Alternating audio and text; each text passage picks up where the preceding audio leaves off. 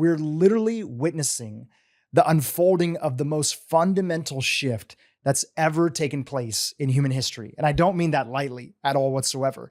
And that shift encompasses two big themes that I'll share. Number one, there is a massive trend of population decline that's leading to a future of depopulation, yes, here on Earth.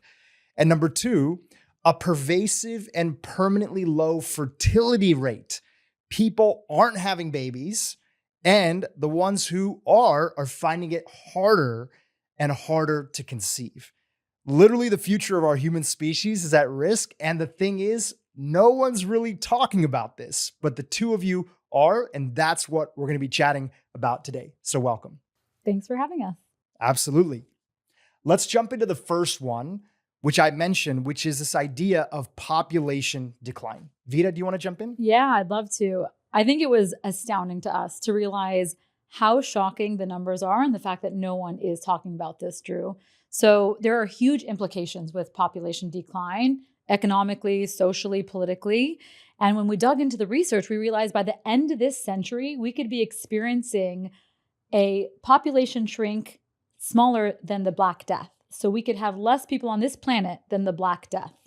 And if that wasn't alarming enough, we realized that over the past 60 years, our birth rates have gone from 5.06 to 2.3.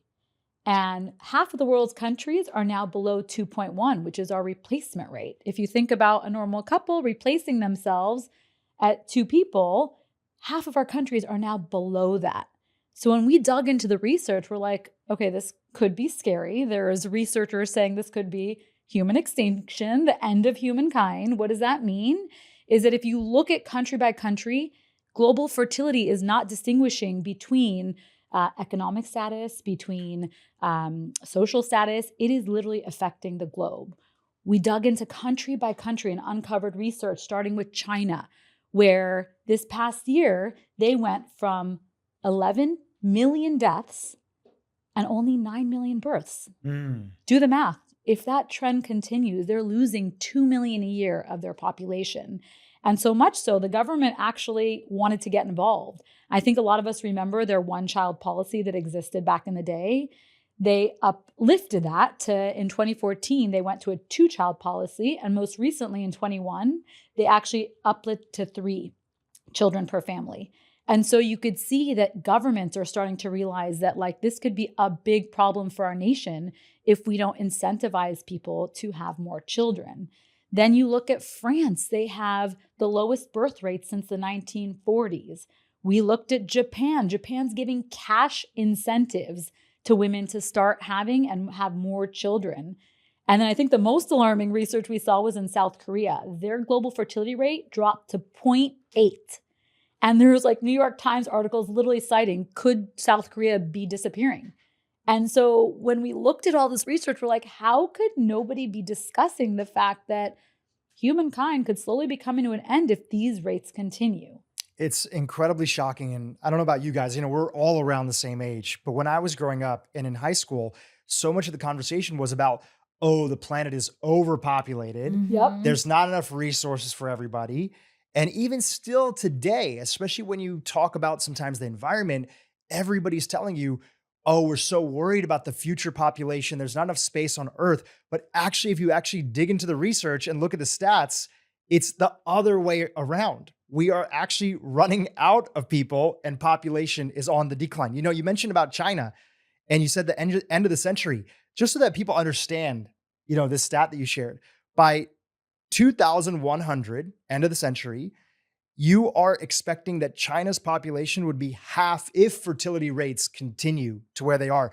That's a loss of almost 800 million people. Yes. And just to piggyback on that conversation regarding China, in the last year, they lost the amount of people that's equivalent to the state of Mississippi. So that's happening already on such a large scale.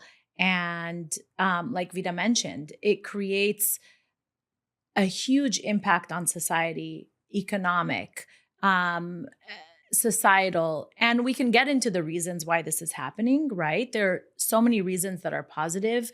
Women got access to birth control. They're entering the workforce. People are having kids later in life. People are choosing not to have kids. It's expensive to have kids. There are many reasons where people have a choice, but there are also reasons that we're going to dive into and speak about today that are not people's choice. We are seeing that a huge component of this is a reduction in male and female fertility. No, that's a huge point. And that really goes to, you guys have prepared a fantastic series of slides. We showed the first one that's on here. Would you mind just describing a little bit of what was on this slide? And for those that are listening on audio, you could watch this on YouTube and you can have access to these slides. And we're going to walk through a few of these slides as we go through over here. But this was the fertility rate by total births, kind of talking about some of the key countries that you had mentioned on here. Anything else you want to say about this slide?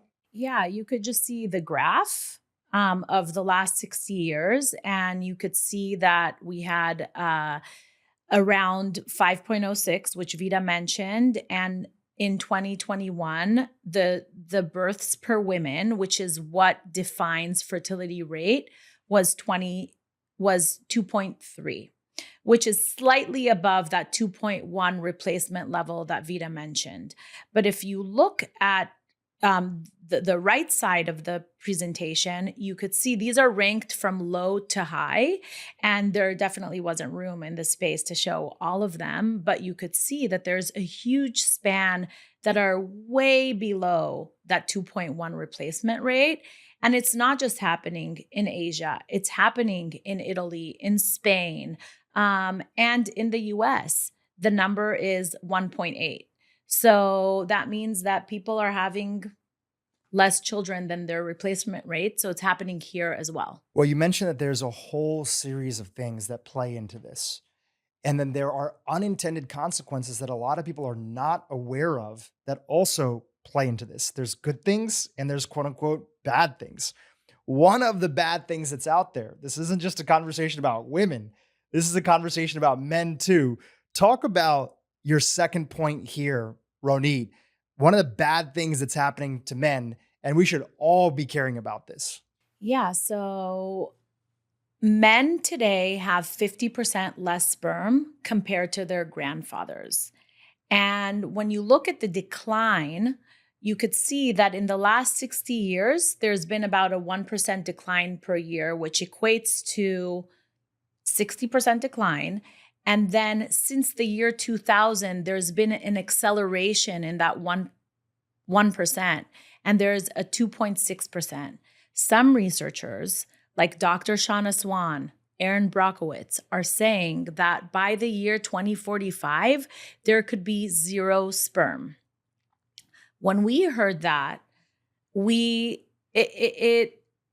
were shocked. And which is why we've become advocates. I never in my life thought I would be talking about sperm so much. And the interesting thing is that this decline that we're seeing in men's sperm is not just sperm, it's testosterone. There's an Israeli study that looked at the decline in testosterone in the span of 10 years, and you could see that there's a 10% decline across all age groups. So this is something systematic is happening. We see a decline in libido. We see an increase in erectile dysfunction, an increase in testicular cancer. And these are all affecting reproductive health. And when we look at animals, this is also happening in animals. And so research done by veterinarians have shown that in dogs, we're seeing very similar trends, and they mimic the trends that we're seeing in humans. It's super scary. And, a big part of why you guys have become advocates in this is you have your own personal story about both of you, about getting pregnant and going through that process and what it looked like and how that led to you two founding your company, WeNatal, which we'll talk all about. But this is something that a lot of people are experiencing. Yet I'm still so surprised how many people are not aware of not just the role that, not just how much men's sperm is on the decline. Obviously, that's why we're talking about it on today's podcast, but just how much sperm quality is related to the process of a couple getting pregnant. Obviously, when I say it, it's a no-brainer, but people don't realize, I think I heard the stat originally from you guys, that in many cases we're in a couple, and there could be a lot of different reasons why a couple could have a hard time conceiving, but in most cases, it's going to be a 50-50 situation. It could be that the male doesn't either have enough sperm or doesn't have quality sperm and motility. In fact, I'm at the age group where all my Facebook ads and Instagram ads that I get targeted with, I feel like every other day somebody's trying to pitch me, a sperm quality test. And I was asking some of my friends in my men's group, and they're like, yeah, we see these ads all the time too. It's a big issue. A lot of people don't know about it, and a lot of people aren't talking about it. It's huge. And I'm actually happier getting targeted with these ads because a couple of years ago when we incepted WeNatal, no one was talking about men's health or the fertility crisis. And that was the aha we had, that out of hundreds of people we surveyed before starting the company, 99.9% of people, the men didn't change their diet, their lifestyle, or think they had to do anything to prepare for conception. And the burden of the fertility was on the women. And so with this rise in male infertility, I think we're seeing so many other brands pop up to address this. So I'm actually happy there's more brands talking about it, because when we started, there was none. Yeah, that's an important point. I think the other thing that's important on that side is just to touch on, we're going to be talking about what are some of the key root factors that are there. And a lot of people say, well, we've seen some of the science that's out there. It's obviously clear, like America in particular, but this is happening around the world increasingly as we export our lifestyle. It's all obesity, right? People are getting fatter. And so when you get fat, your testosterone drops and we're not working out as much. But that's part of the story. And that's probably a big part of the story. But there's a lot of other things that are there. Toxins is one of them that we are super, super scared about. Give us a little bit of a preview of what are the reasons why so many researchers are worried about the massive level of environmental toxins that we're all surrounded with. Yeah, that's a very important. And Dr. Shana Swan is a really great resource on the topic of environmental toxins and this toxic soup that we're living in. And specifically, she talks a lot about endocrine disrupting chemicals that are in our food supply, in our homes, in all around us, really. And specifically, she talks about phthalates and bisphenols, BPA, and these mimic our hormones. And as a result, they throw them out of whack. And really, she goes deep into what happens in utero to specifically boys, but this impacts girls too. And the impact on these chemicals on even genital size. And there's actually research in mice that shows, and she did some human research actually looking at pregnant women and the levels of these endocrine disruptors in mothers, and then looked at the children and was able to show that there is a massive connection. Yeah, it's super scary. Let's go to the third slide that we have here and the third talking point. I'll pass it over to you, Vida. Talk to us about women and what we know about women today compared to their grandmothers, decades ago. Yeah. Alarming also. Women today in their 20s are less fertile than their grandmothers were at 35. So they're 15 years younger, but less fertile. And so it's a result of kind of everything Ronit mentioned, right? Our world being more toxic, the foods we eat not being as nutritious. And a big part of when we dove into not only the male side, we realized that miscarriages are also affecting 25% of pregnancies. And that Ronit and I having miscarriages a week apart is what woke us up to go deeper in the research in a culture that was very dismissive to our miscarriages. Very much just, there's nothing you can do, move on, try again, you're old, whatever the reasons we were given. There wasn't an desire to go deeper on what is the root cause. What can I do to improve my odds? There's a lot of myths in the fertility space that there's nothing you can do. And we just weren't willing to accept that. And so looking at the miscarriages, which is also at an all-time high and growing, we kind of dove into the research to understand what can women do, one, to not only feel alone in the burden on their own, but also to improve their chances of a healthy pregnancy. And the other thing no one's talking about is the lifelong health of their child. It's not just about not miscarrying and trying to get to having a baby. It's about what are you doing to set up the foundation for your future children for their lifelong health.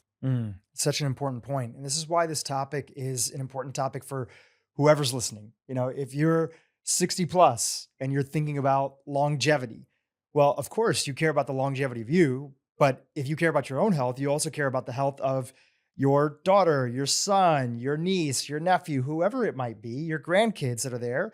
And if you want to leave the world off and make it at least a better place than when you entered into it, we are in a situation where we may not be able to do that right now. So regardless of what age you are, even if you're not trying to conceive at the moment, even if you're young and you're thinking, oh, this is decades away, technology will solve, the problem and everybody will be having babies in some sort of, matrix-like, technological utero, which is kind of a scary vision. Yes.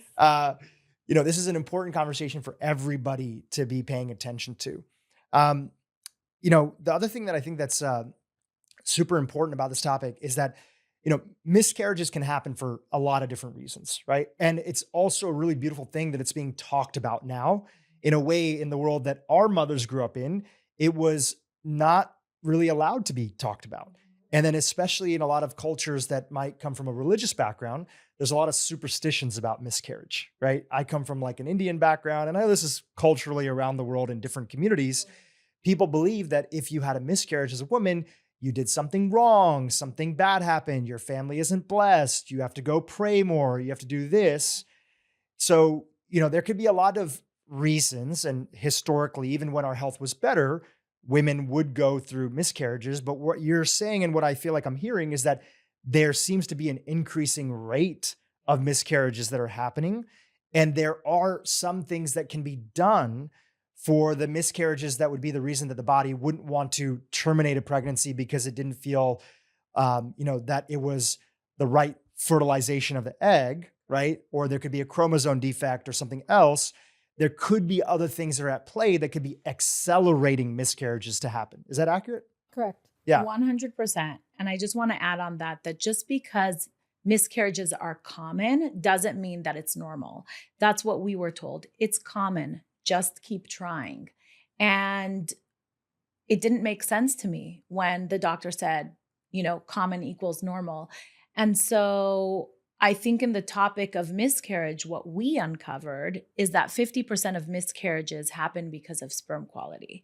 So this is going back to the sperm. And that makes sense, right? When you intuitively think about sperm meets egg, makes sense that it's 50% on the sperm.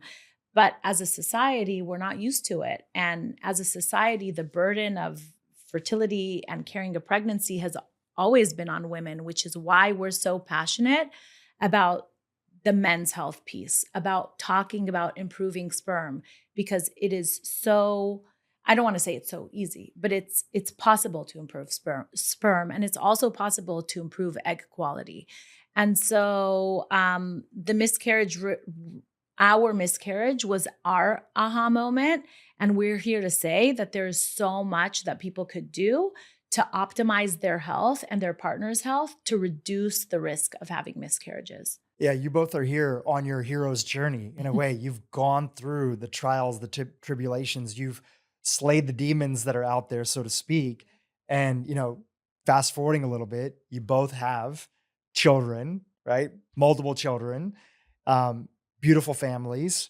And you're really here to be advocates for women in a way that nobody was there to sort of share with you the truth about these very layered and nuanced subjects. And you guys are here to sound the alarm because we all need to be talking about this more as a society. Let's go to the next topic that we want to get a chance into. It's something that you guys call the 1% effect.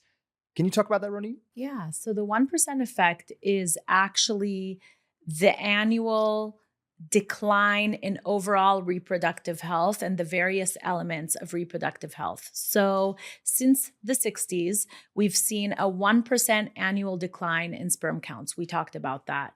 A 1% decline in testosterone, a 1% decline in increase in erectile dysfunction, a 1% increase in miscarriage and a 1% reduction in total fertility rate. Now, a lot of listeners might be thinking, 1% is no big deal.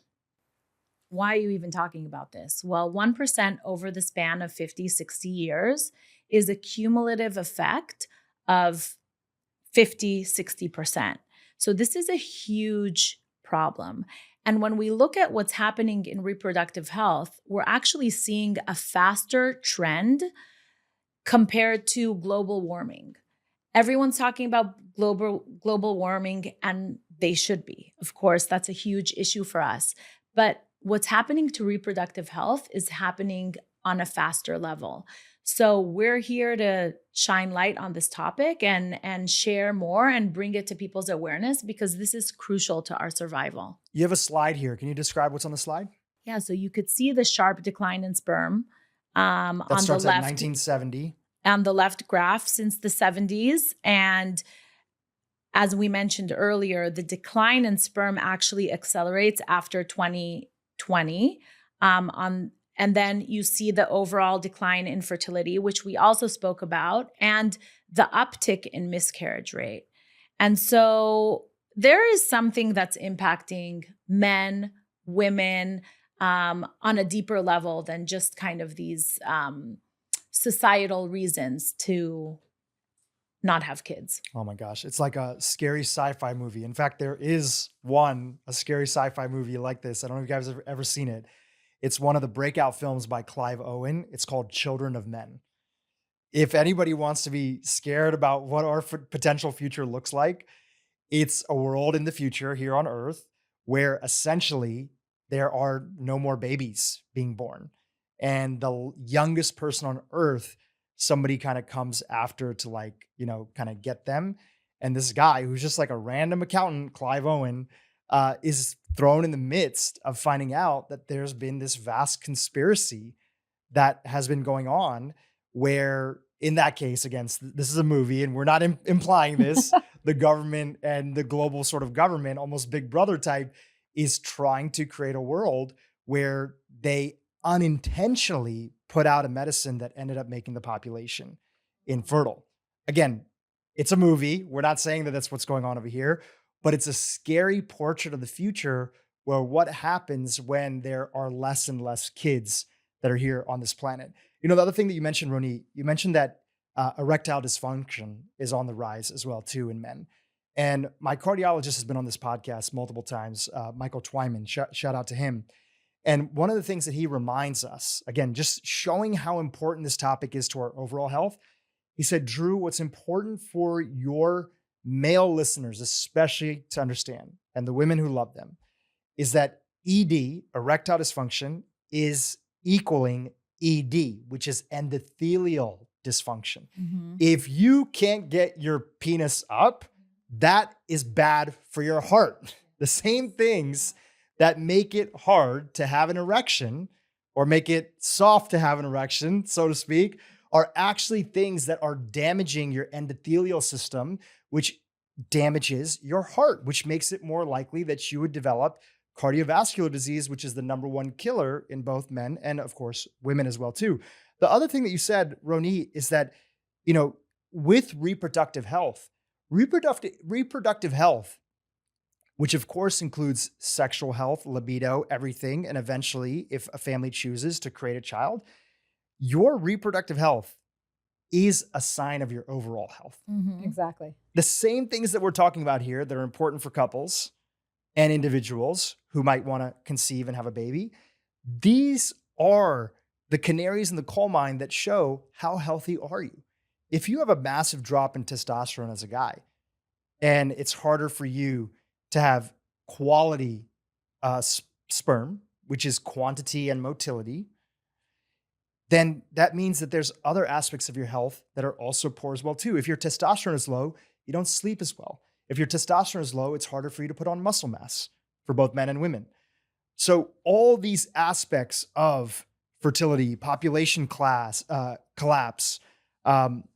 challenges in conceiving, these all relate to everybody's overall health, including us and including the audience that's listening as well. Yeah, it's all connected. And I think so many people try to compartmentalize like mind, body, fertility versus overall, but all these things are connected. Your overall health is 100% linked to your fertility, and mental does affect your body and all that aspect. So there's a lot to understand and be your own advocate. That's another thing I want to tell all your listeners. I think throughout your medical journey, it's so important to know your own body and advocate for what you need, because there's so much misinformation. There's so many well-intentioned doctors who are very busy and might not know your body as well as you do. And so it is important, and it is all connected.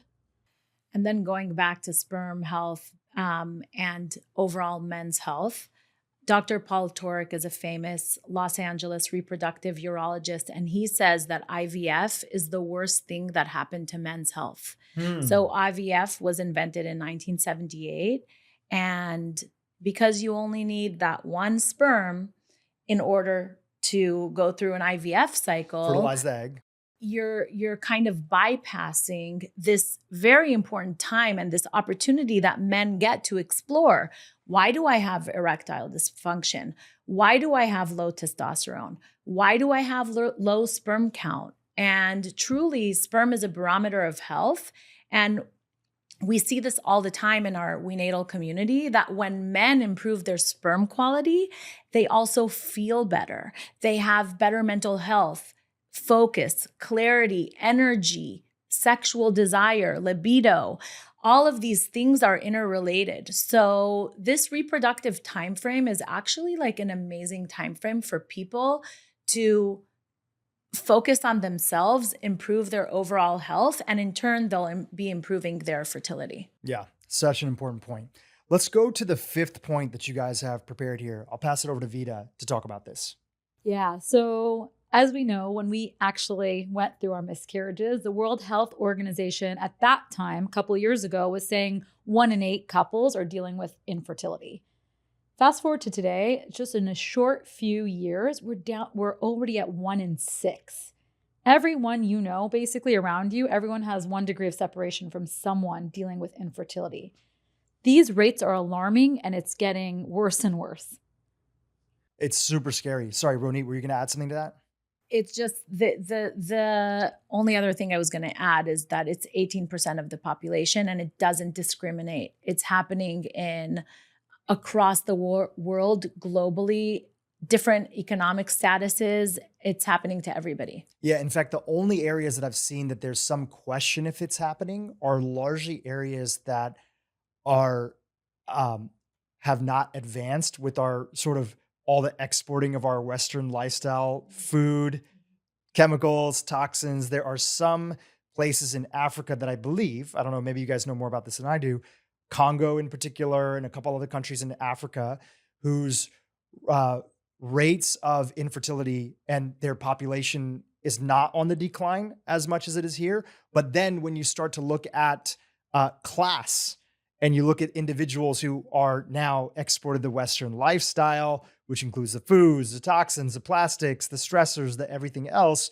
you see that it's in a way the poor population, not the extreme, but the individuals that don't have as many resources are generally in a good situation because they're living not a sedentary lifestyle. They're not obese. They're not having all these other problems that people do. But then as you get wealthier and wealthier, the problem continues to persist. You know, there was the editor-in-chief of Wired magazine. I think he was the founding editor-in-chief. He's no longer involved now. He always had this great point. He said, you know, one day if something bad happens to the planet, God forbid it ever happens, knock on wood, you know, the Amish are going to inherit the earth, right? The Amish are going to inherit the earth. Why? He said the Amish are going to be the ones that survive because they've built this lifestyle where they are self-sufficient, right? Yep. They've built this lifestyle where they, you know, farm, you know, raise animals themselves. They don't shop at grocery stores. In fact, they have so much food that they sell at grocery stores. I grew up in Delaware, right nearby Lancaster, where there's a huge Amish population. You know, they have tight-knit societies. You know, their religious framework and their view of the world is baked into, and they almost like, in a way, they're their own little blue zone, right? They value community. They value children. They value elders. They have generally shunned a lot of the trappings of modern society, including a lot of the chemicals. Now, listen, I don't want to live that life. It's not for me, but it's an interesting point that the people that seem to be thriving are the individuals that haven't fully baked into this modern world. Now, again, we're not here to go back in time. We don't all want to live as our paleo ancestors did, because back then there was a lot of problems. So many women died in childbirth. That was a major issue, right? When people talk about, oh, the life expectancy back in Benjamin Franklin's day and age was like 40, people only lived to 40. No, plenty of people lived to 70, 80, 90. It's just that so many children died there was so much infant mortality. Yes. That you just didn't have a lot of people getting to old age. But generally, if you made it to 30, you made it to 50, 60, 70, on and further. But it's an interesting idea that there might be some lessons that we can all learn from the Amish that are there. So let's talk about solutions here in a second. But before we do, we talked a little and hinted at your stories individually. I think this is a good opportunity to just share a little bit. Ronit, you mentioned that both of you having miscarriages about a week apart set the start of your journey in this space. Tell us, what do you mean by that? So in early 2020, Vida and I had a miscarriage a week apart. And when I was working in the functional medicine space at the time, I'm a huge advocate of functional medicine, which is root cause medicine. And when I looked and tried to figure out what's the root cause of miscarriage, I learned about the importance of sperm quality when it comes to healthy pregnancies. And that just took us down a whole spiral of starting our company. Initially, our idea was creating a men's prenatal because research shows that men who take antioxidants, high dose antioxidants like vitamin C, CoQ10, NAC, have 4 times of a higher chance of their partner getting pregnant and 5 times of a higher chance of a live birth. And we thought, why isn't anybody talking about this? Why aren't any men taking prenatals? This is an easy no-brainer. So much better to just have your man take a prenatal, know that you're covered, and, before you get into any issues. And then we also saw a huge gap in the women's prenatal space, which is why we got into the women's prenatal market. We saw prenatals were overpromising and under-delivering, and we can get into, why we decided to develop a women's prenatal. But that's our story in a nutshell. But truly, what made us launch WeNatal and made this our lives mission is the stats that we talked about today.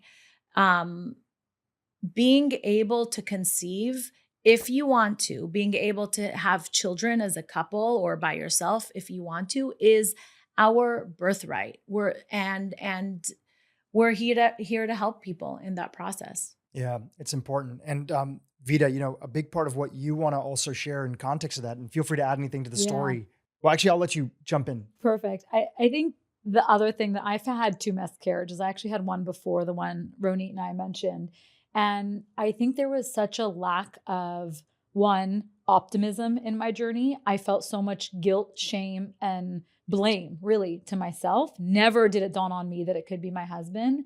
And we're also here to make that journey better for not only the women behind us, anyone trying to start a family, to do it together with community.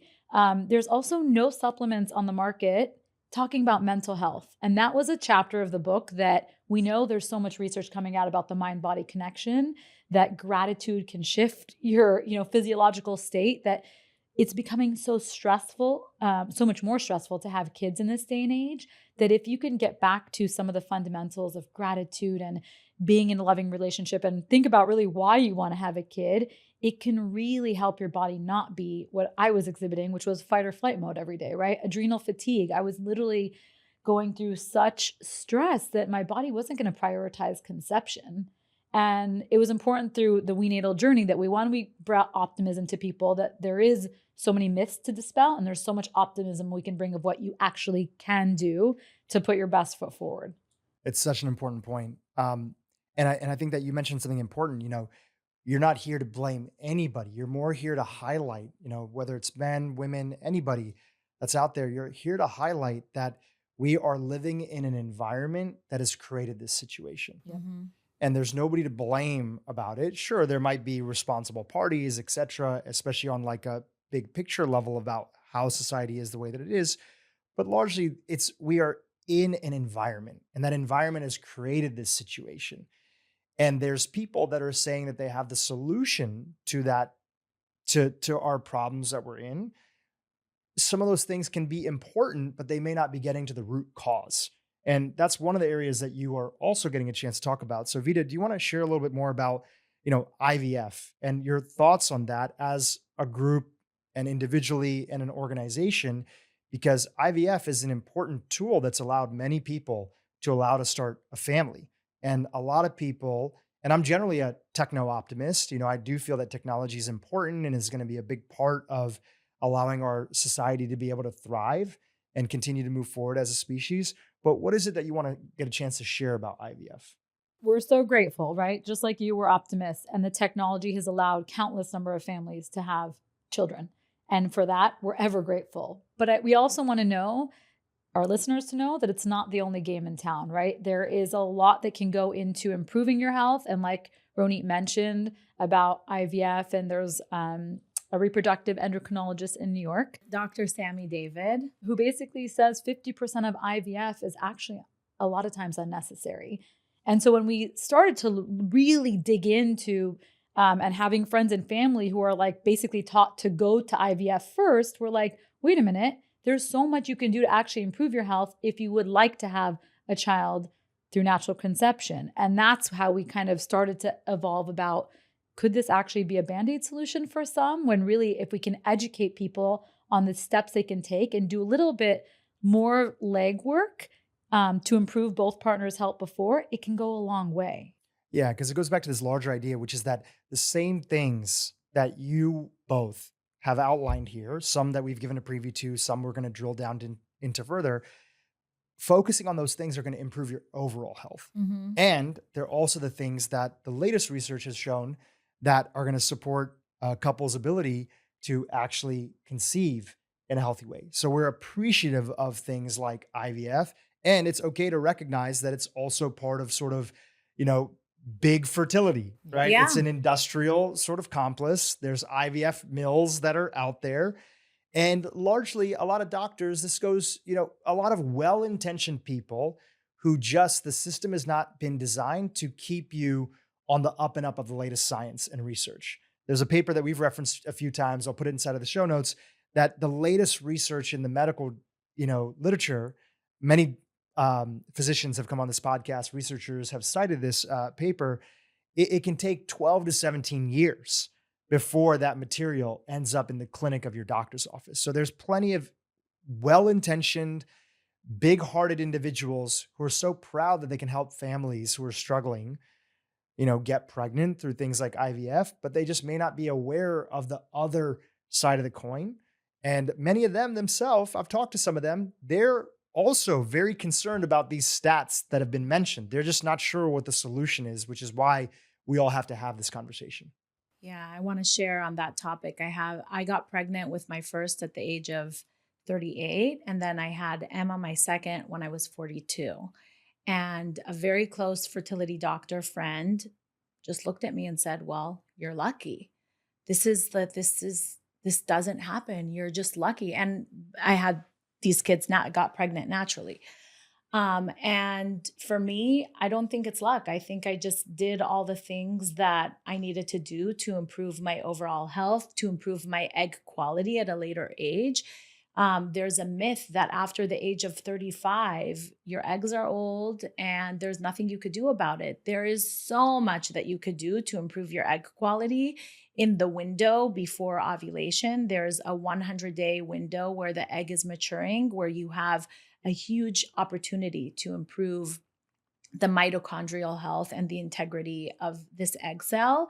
And the same thing with improving sperm quality. When we were developing WeNatal, I gave my husband 12 pills a day, which ended up being 3 in WeNatal. But, he did all the things, I did all the things, and we got pregnant on our first try. The other thing to add on IVF is it's a huge industry. It's a $20 billion industry and growing. And the success rate of an IVF cycle is 30%. And when you think about that, people are spending over $20,000 on average out of pocket with a 30% success rate, which means a 70% failure rate. So an IVF patient is equal to a profitable patient. And we're here to say that that's not the only way. And there's so much that you could do before going to that step. And if that is your route and that's where you need to be, that's fine too. But all of the things that we're talking about today to optimize your egg and sperm quality also impact IVF success rates.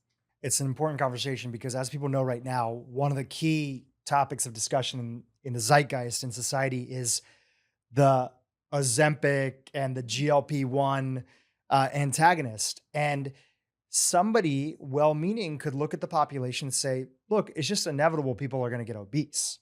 And yeah, if you look at a population level without trying to incentivize health, it's true. The vast majority of people in the United States either are or will become obese.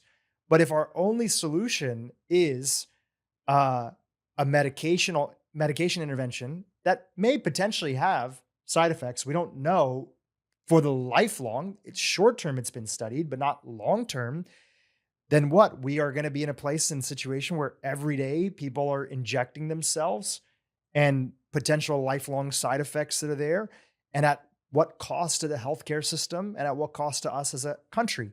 So in a way, the people that are solely focused on IVF and that industry, they're not lying when they say that, hey, egg quality after 35 is so bad, because when you look at the population, it's true, but that's because the population is unhealthy. It's just that nobody's having the other side of the conversation, which is it doesn't have to be this way. Exactly.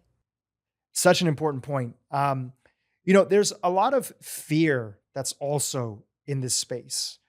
And I think that what I've seen, the antidote to fear is always education. Mm-hmm. And a big part of what you guys have been doing at WeNatal is trying to make fear disappear by empowering individuals. Anything that you want to say about that before we jump into some of the solutions that we're going to talk about in a second? Yeah, I think fear is part of this journey because it's so stressful. You're having it later in life. If you have trouble, you immediately are targeted with all these things to buy and do, right? There isn't like this inward, maybe I should look and do my own research. And back to being your own advocate, there's a lot of very profitable industries who are trying to kind of capitalize on your fear. And I'm not saying they're all bad or not well-intentioned, but it's important to know what's best for you and not let the fear drive your decisions for you and your growing family. And do your own research, do your own, get your own advocates, kind of start creating your village of people you trust, because it's so important in the long run of you kind of managing your own health. And with that, we at WeNatal want to be that trusted village because there is so much fear and misinformation out there when it comes to fertility. And we are so passionate about creating resources, sharing them, workshops on a regular basis. We're talking about doing a fertility masterclass this year. Just last week, we had 700 people attend a workshop where we talked about the impact of blood sugar on fertility as well as other things. And so for us, education is empowering and giving people the tools that they need to go through this journey with confidence, knowing that they did everything they could before going down, other routes. So we're going to get into the solutions and the root cause part of the conversation here. Now, before we go into these 3 key areas that you guys have lined up that we're going to be talking about today, which are sort of unintended consequences of the environment that we live in, that are contributing to the reason that we are, going back to the top of the episode, a massive trend of population decline that's leading to the future of depopulation here on Earth, and a pervasive and permanently low fertility rate leading to people not having babies, and the ones who are finding it harder and harder to conceive. So we're going to be going into 3 of these areas with some points. We kind of hinted at some of them in the conversation earlier, but let's talk about some of the positive reasons or the societal reasons that are also contributing to some of these instances, which I think are important to acknowledge, right? So, what are some of the maybe positive, quote unquote, or neutral reasons or things and life decisions that are also contributing to this that we don't want to immediately like demonize and throw the baby out with the bathwater? Who wants to start with one of those? Yeah, I'd love it. I think one that I'm really proud of is birth control and the woman's right to birth control. The other that I love is that women have joined the workforce. And back probably in our grandparents' generation, that wasn't the case. Women were typically the homemakers. And so us being able to have careers naturally for most prolongs the age that we're going to start thinking about or having children. And to your point, where it's not detrimental always, having it later does have an impact on our fertility, especially in this toxic world. So there's a couple that I think are really great. Ronit, anything you want to add to that? Yeah, I agree with Vida. And also, like, just by choosing to have kids later in life and focusing on your career as a woman, you are often meeting your partner later in life. And just that time span just gives you less time to have more kids. Yeah. Here's a kind of a controversial take of something that I feel is both good, but also challenging in it. And we're kind of seeing this really explode in today's day and age. It's the college industrial complex. And here's what I mean by this, right? You know, college was really the ticket into the middle class for so many people throughout sort of the history of America since, you know, universities have been around.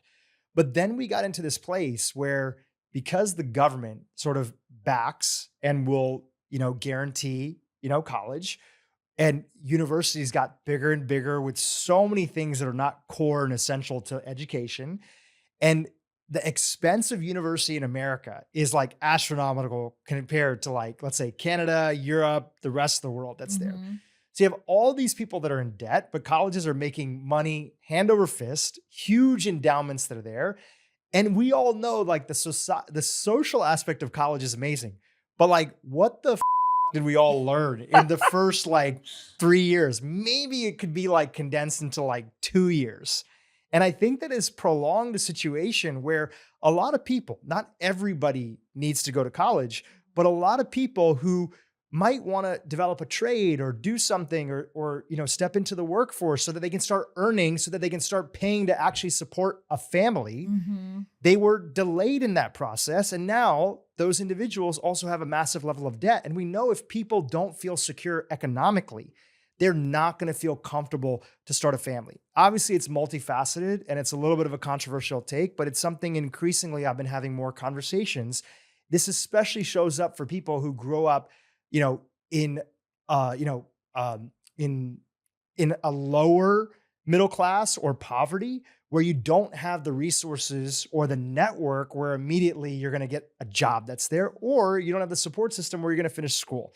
So it's a controversial take, but I think it's one of the things that's a part of it. I mentioned the other one, which is that there are economic conversations that are there. And we have to figure out as a society, and we're going through this transition of how in this massive age of inflation that we live in, that young people actually feel that they can support and start a family. Going to, you know, some of the beautiful trends, women are now graduating in many degrees at twice the rate that men are. The unfortunate side of that means that a lot of men are falling out of the workforce, not graduating college, and often in traditional heterosexual relationships, you know, a woman is still going to need a man to be excited about wanting to start a family, right? That's the time that we live in. So the men are falling behind. There's a really incredible book about this called The Crisis of Men. Richard, I'm forgetting his last name, but I'll put it in the show notes. You know, these are other societal things that are also contributing into this, right? So those are big topics for us to dig into, but there are actually another topic that we can actually do something about, and we can do something about it today. And these are the three main root causes that you guys have identified that play a role, especially when it comes to a health level. Who wants to start off with the first one, which is the toxic world that we live in? Yeah, we live in a toxic world. Endocrine disruptors are everywhere, as we mentioned. So when we look at things like phthalates, Phthalates make plastic soft. So if you think about all the plastics, water bottles, they are also in our cosmetics. They are in our creams. They are in our kitchen. And we look at BPA, which is another common one. There's plastics all around us, and these chemicals are disrupting our endocrine system, which is our hormonal system. So that's number one. When we think about the toxins that are in our environment, we look at the air that we're breathing, we look at the water that we're drinking. And on the flip side, we can look at this toxic soup that we're living in, and a lot of it is outside of our control. But if you have the awareness around these toxins, you also can know and learn strategies on how to limit them in your everyday life. It's important. The industry will often say that, and plastics are necessary, right? They're an important part. Pretty much everything that we use on a daily basis has had plastics as a part of either the production or the shipment or other stuff. So it's an important thing. And it's not like we're going to move away from plastics overnight, right? Our computers, pretty much every medical device that's out there. On the side of the concern, when people like yourself, advocates or experts like Shauna Swan, would talk about the dangers of these plastics, the industry would often say, well, these plastics have been studied and we know that they're safe. But something came out just even last week and it was all over the news, and it was about bottled water and the amount of microplastics that we're exposed to. And what the researchers who were behind that study talked about was that they were surprised to see over 250,000 particulates of microplastics in one bottled water. And part of what they were hinting to is that we actually don't even know how much exposure we're getting. And that's just one bottle. And if somebody's drinking plastic water bottles, and in America here, we are dealing with a lot of people, addicted to hyperpalatable, ultra-processed foods, and a high percentage of the population, unfortunately, the most economically disenfranchised, who consume sugar-sweetened beverages on a daily basis. Largely, those are in plastic bottles, right? Many of them that have been out in the sun, have been exposed to heat, been in hot trucks, UPS, whatever. And we have no idea the amount of toxins that we're being exposed to. So how could we understand and fathom what this would do to somebody over the exposure of a lifetime? So when people tell you, oh, these things have been studied and they're safe, I don't know if we need to be buying that story, because the experts themselves are saying, we actually don't even know how many plastics and microplastics people are being exposed to. We have another one that you guys have outlined, which is probably one of the biggest ones here, which is diet and lack of movement. Who wants to talk about that? I can start. I think, I come from a mom who's like a chemist, and she was very into you don't need to supplement, eat a clean diet. And for the most part, the way they were raised in our grandparents' generation was eating the rainbow, eating very clean, not processed foods. And that did suffice for them. But what people aren't talking about is the fact that, Dhru, I know you know this, our soils are depleted. Eating an orange in my grandfather's generation, I have to eat 8 oranges to have the equivalent nutrients. And so even if I am eating all organic, a Mediterranean diet, clean foods, you cannot get all the nutrients you need from a clean diet, unfortunately, because of the soil situation and the depletion of vitamins and minerals in our food. And that's when we realize supplementation is one of the easiest things to do to enhance the way you eat and give yourself a little bit of an insurance policy that you're meeting all those nutritional deficiency gaps in our everyday food. It's not a clean path to eat, fast food every day, and people think they can supplement their way out of a healthy diet. We're not suggesting that. We're literally saying it's going to help with, in addition to a healthy diet. And then I just want to add that metabolic dysfunction is a huge root cause of chronic disease, including depression, anxiety, infertility. And in women, when we look at the number one cause of infertility, it's PCOS, polycystic ovarian syndrome. And that's 1 in 10 women have this.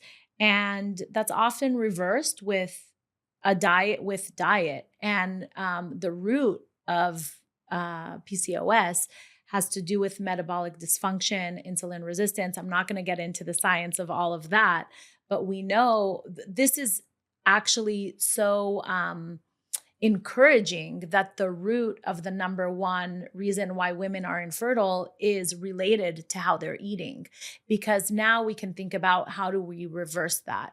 And the diet that's been studied the most on fertility is the Mediterranean diet, both for men and women, when they eat focusing on lean protein, eating the rainbow, veggies, fruits, nuts, seeds, legumes.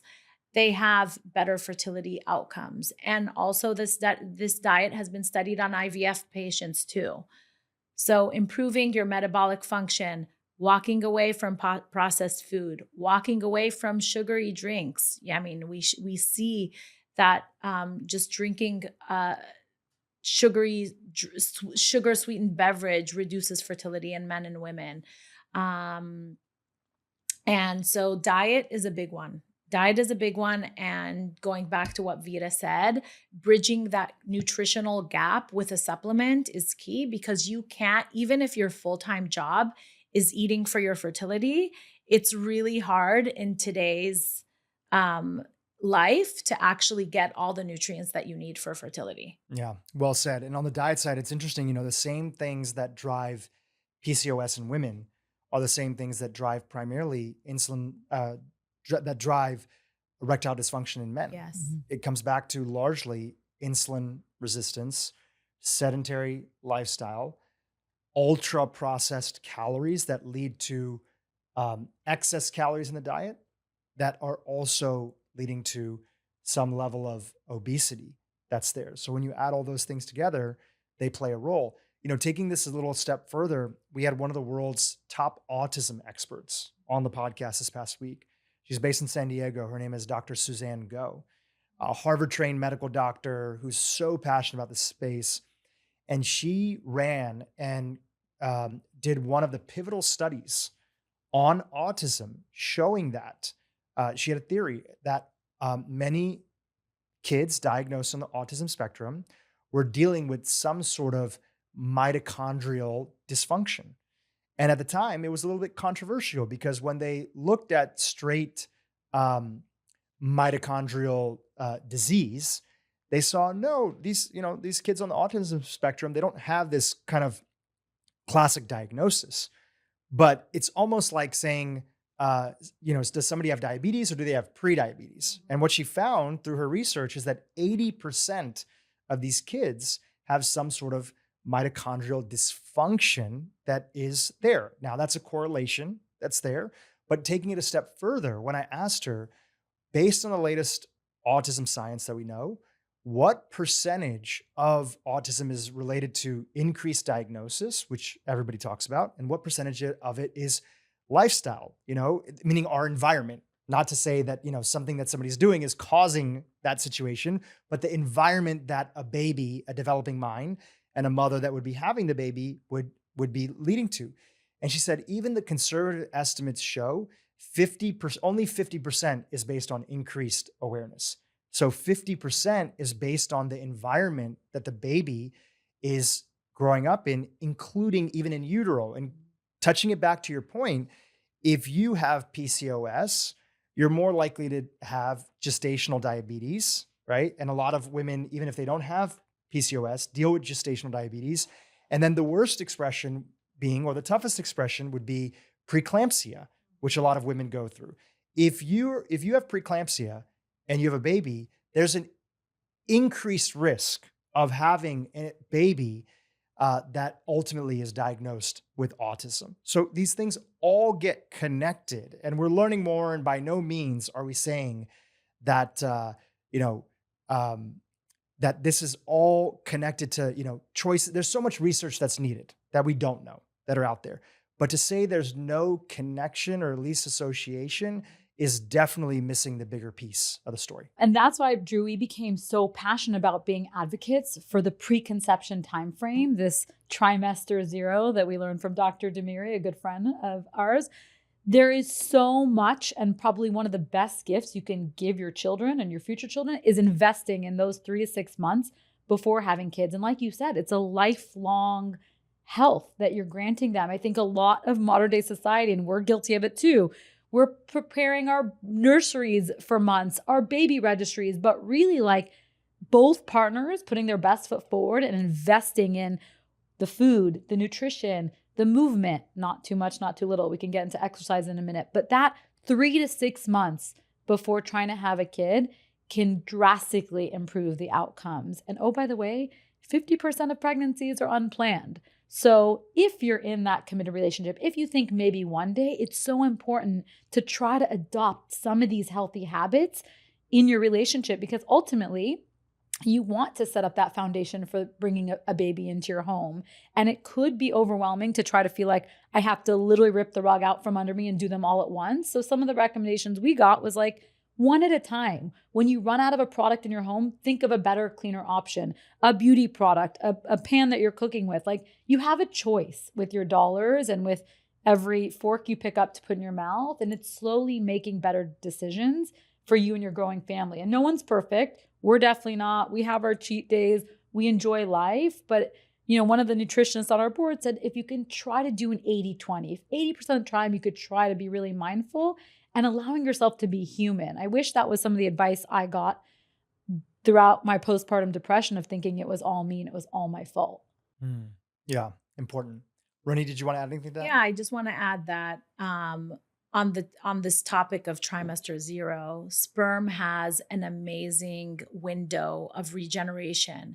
So the sperm today in your man or in you was actually generated 71 days ago. This is called spermatogenesis. So your sperm is always regenerating, and men have an amazing opportunity to take 2 to 3 months to improve their sperm using, you know, some tips that we're going to talk about, and create completely new batch of sperm. And so this is a huge window of opportunity, which is why we're so passionate talking about preconception. And the other thing, just relating back to your comment on mitochondrial health and autistic kids, we always say that for older women who can have lower quality eggs, the number one thing they should focus on is their mitochondria, because your egg cells has the most amount of mitochondria that you have in your body. And so improving your mitochondrial function will improve your egg quality in the 3 months leading to conception. Yeah, important topic. You know, we mentioned toxic world, diet and lack of movement, and you also have here sleep and stress. Who wants to start off about that? I'm definitely the most stressed out person you'll meet. I can start, but I think stress is like, we're not going to go away from it, right? Like I said, we're all working more, we're ambitious, women are entering the workforce and have been. And so I think to eliminate it would be like a joke. It's more about how you befriend stress, if you will, but really like it's part of our life and there's things that you can do to combat it. Movement is one of them. The community is the other. But also I found one of the most underrated topic is actually sleep. I struggled with sleep problems myself and realized that so much of my immunity, my body's able to repair and restore itself was based on that sleep. And the brain fog, all the getting sick, all that thing comes from it. And again, back to like healthy body, more fertile, all the things. Sleep is such an area of opportunity. And now we have such amazing technology like Oura rings and Fitbits that track our sleep, that tell us our optimal zones, that tell us how much deep sleep we're getting. And all of that is so restorative. So if you can find what works for you, I ended up going into many sleep master classes and buying weighted eye pillows and weighted blankets, but like you have to find what works for you. But sleep is a magical tool. And I think being more stressed, like you said, it's connected. We're sleeping less. We're on phones later at night. The blue light's affecting us. There's so many things that are affecting our sleep in this modern day age. So finding what works for you is very important for your overall health. And just to bring sleep back to fertility, one of our advisors, Bridget, this week, we had a workshop and she talked about her preconception tips and she kept repeating sleep over exercise, sleep over exercise. I think so many people think like they have to do it all.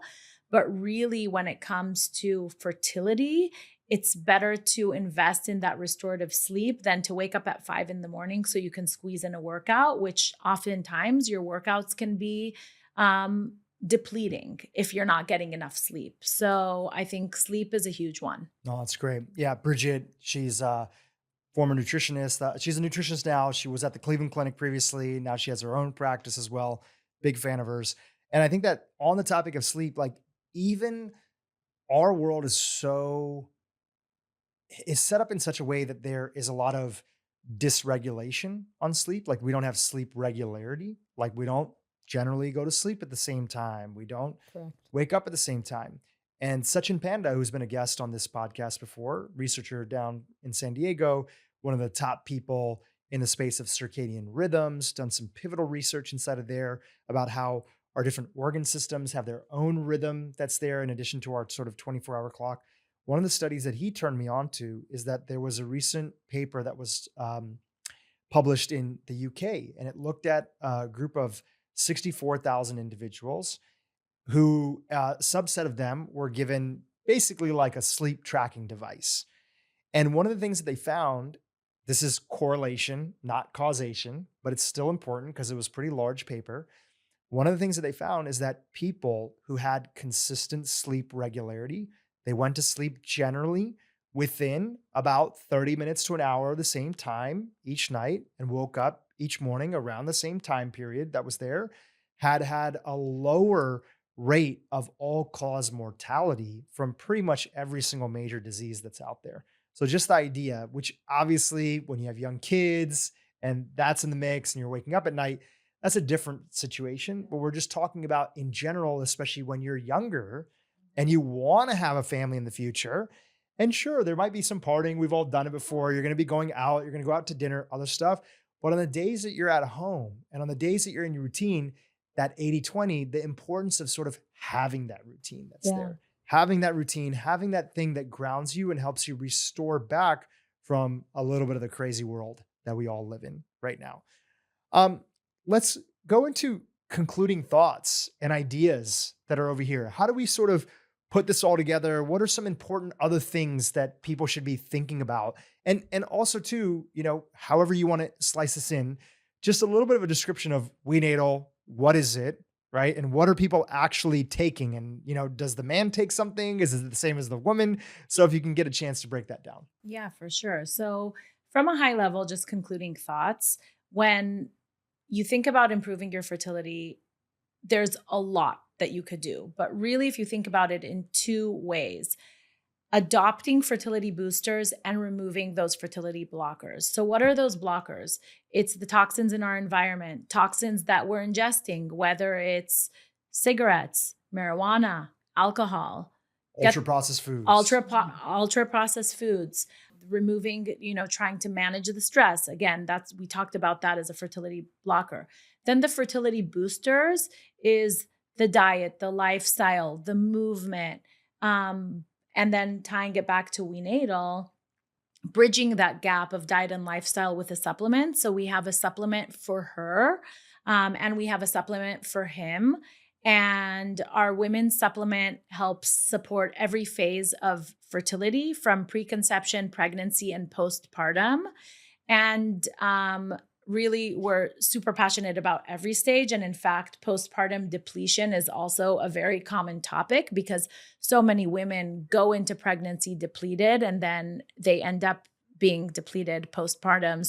And it takes about 7 years to replete those nutrients. So WeNatal is unique in the sense that it has bioavailable ingredients, which means anybody can absorb these nutrients no matter what your genetics look like. So we use a methyl version of B vitamins, for instance. So if you have MTHFR, you can absorb it.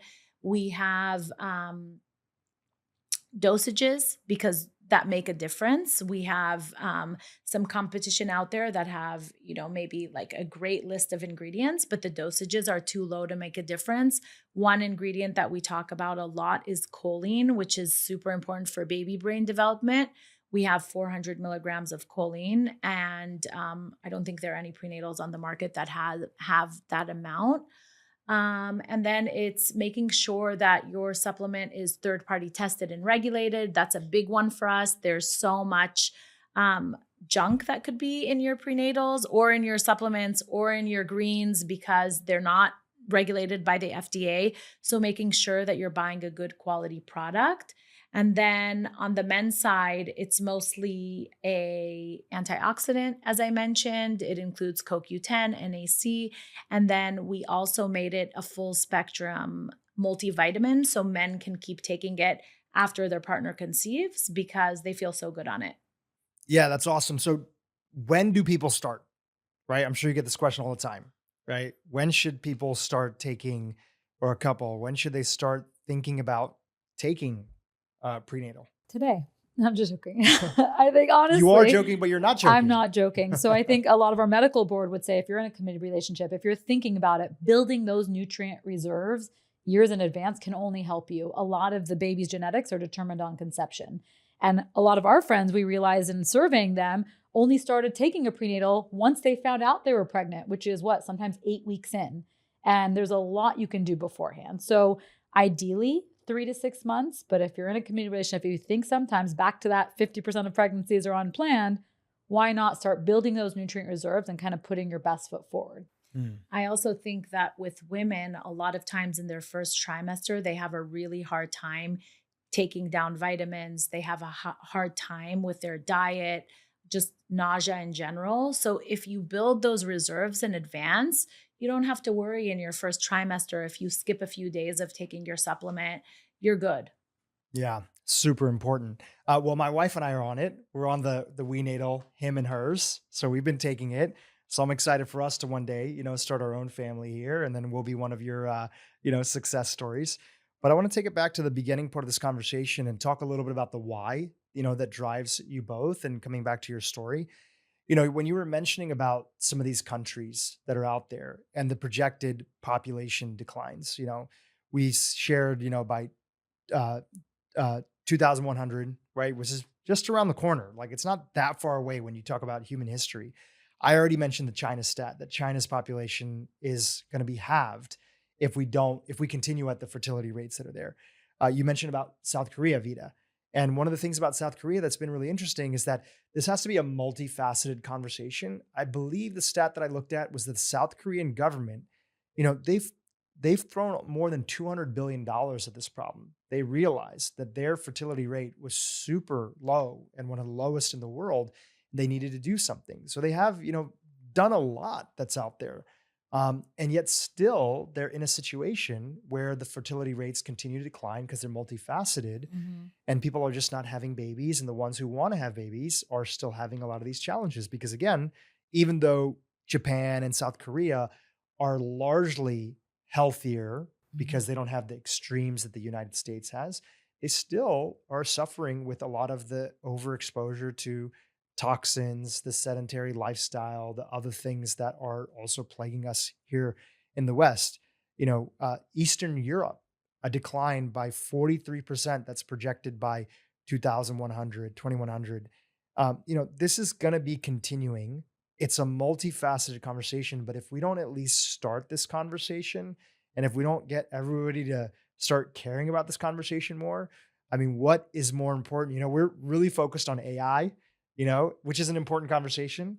We're talking about having colonies on Mars, which I do believe is an important conversation as well. But I think another conversation that's also pretty important is like, what the hell is our species going to be doing in the future? And are we going to be around? So talk to us a little bit more as we conclude here about just some of the why of what's driving you to really spearhead this mission. Who wants to jump in first? I will. I think so much of the why, I think Ronit mentioned, never in a million years did we envision ourselves kind of in the supplement game. I think when we had our miscarriage story and pregnancy loss and uncovered this research, we realized there's a huge gap in opportunity to educate. Kind of the whole point of WeNatal's existence is to make the path better for those behind us. And the why is really like human extinction. We are an endangered species. No one is talking about this, and yet we all want to make this world a better place and have a world where our children and grandchildren can grow and succeed. And so without this conversation, the trends could continue, and Spermageddon could happen in 2045, which is even closer. Spermageddon could happen by 2045, which is even closer than the end of this century. So the opportunity is real. It's now. Without education, we go about this modern lifestyle and kind of forget all the things we can do. And so our mission is really like how we make this better, how we literally change people's lives. And I will tell you, so far, the best part of WeNatal has been the testimonials, has been the people who have 14 rounds of IVF who told us they found WeNatal and functional medicine and had a baby naturally. I mean, there's people's lives were actually changing with this product. And that's, for me, like more rewarding than anything we can do. Yeah. And I think the point that you mentioned earlier is that even if a couple does choose to go down the IVF path, all these things are going to make, you, your partner, and eventually the baby healthier too, which is going to mean that you're more likely to be successful in your IVF journey, if that's what you so choose. Exactly. Ronit, do you want to add any concluding thoughts on that? Yeah, I think echoing what Vida said, we're obsessed about the topic of preconception and trimester 0, which is a lot of people come to us and say, like, I'm pregnant now. Can I still take your prenatal? Because we talk about preconception so much. We educate so much about the topic because it's the biggest gift you can give your child.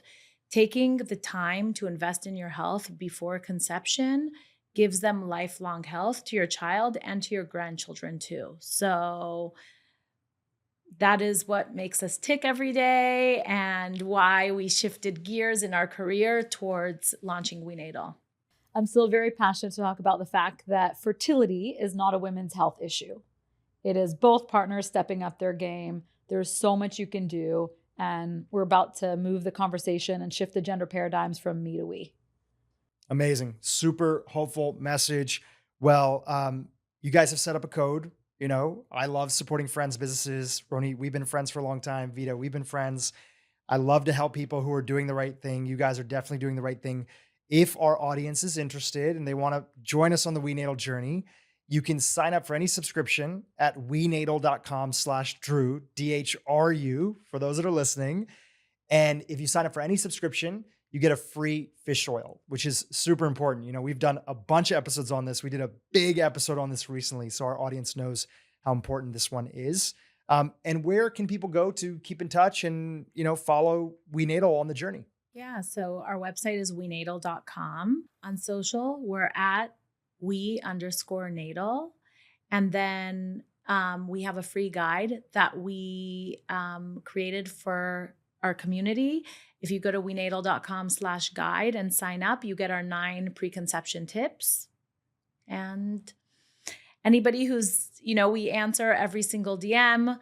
We answer every email, care@wenatal.com. We love helping, supporting people. If anybody needs anything, we're here for you. Amazing. Ronit, Vida, thank you both for being on the podcast and sounding the alarm on this super important subject. Thanks for having us. Thank you. Hey, YouTube, if you enjoyed what you just saw, keep watching for more great content on how to improve your brain and your life. Those oils are found in basically everything we eat. 20 to 21% of American calories now. So 1 in every 5 calories are from vegetable oils directly.